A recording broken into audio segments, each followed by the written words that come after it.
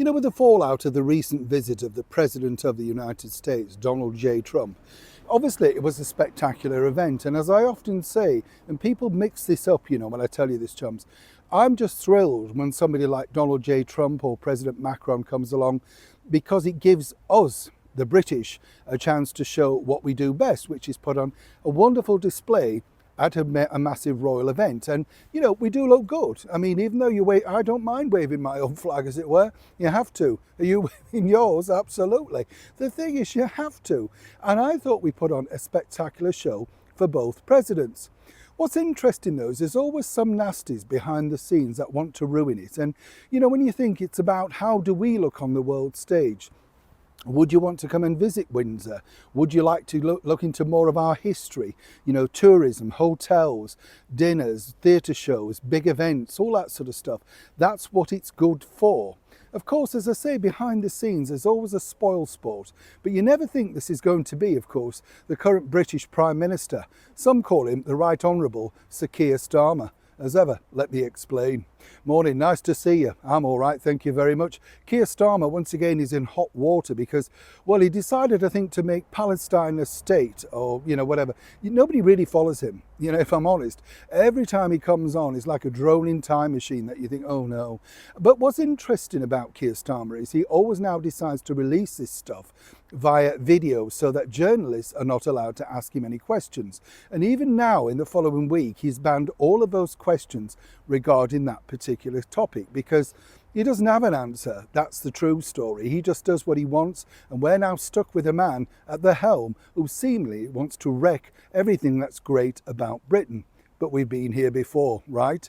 But of course, when it's from the inside, it makes it very, very difficult. We haven't had a wave. Nice to see you.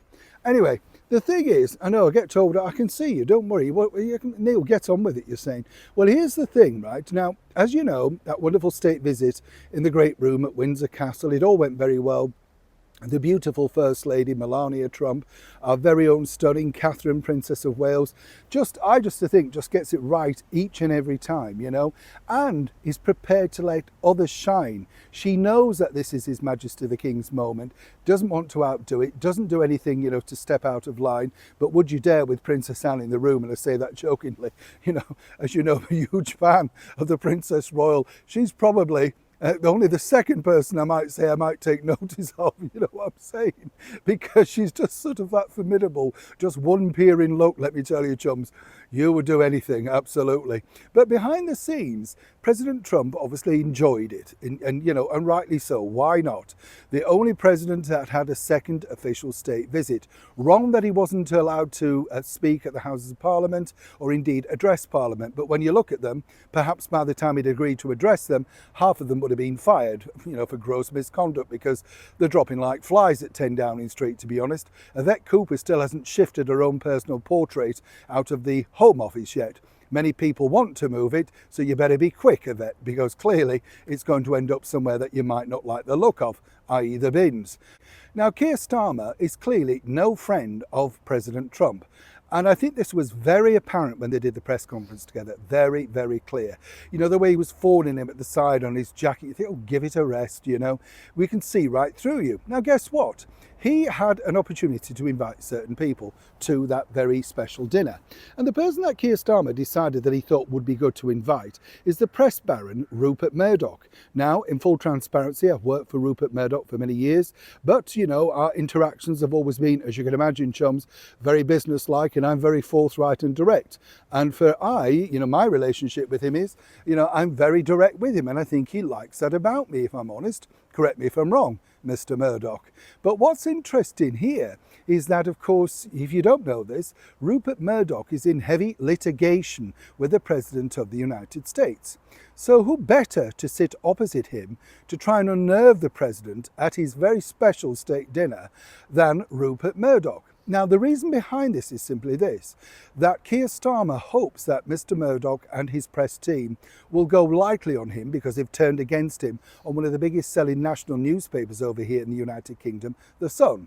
Basically, on the very final day, they backed him, and then ever since then, they've highlighted a series of catastrophes that he calls governing. So it's not really working in his favour. What really backfired was, though, that President Trump and Mr. Murdoch at least broke bread, as they said, and started a conversation. I would surmise that those two could end up absolutely burying the hatchet, meanwhile chucking out the rubbish, i.e. some people suggest the current British Prime Minister. But again, behind the scenes, it's just terrible, isn't it? That even on our biggest event, one of the most spectacular events that we've hosted over here since the coronation, well, consequently, the person that was supposed to be showcasing us and on our side seemingly wants to play petty games. But once again, has it truly backfired? Neil Shawn, Kensington, London.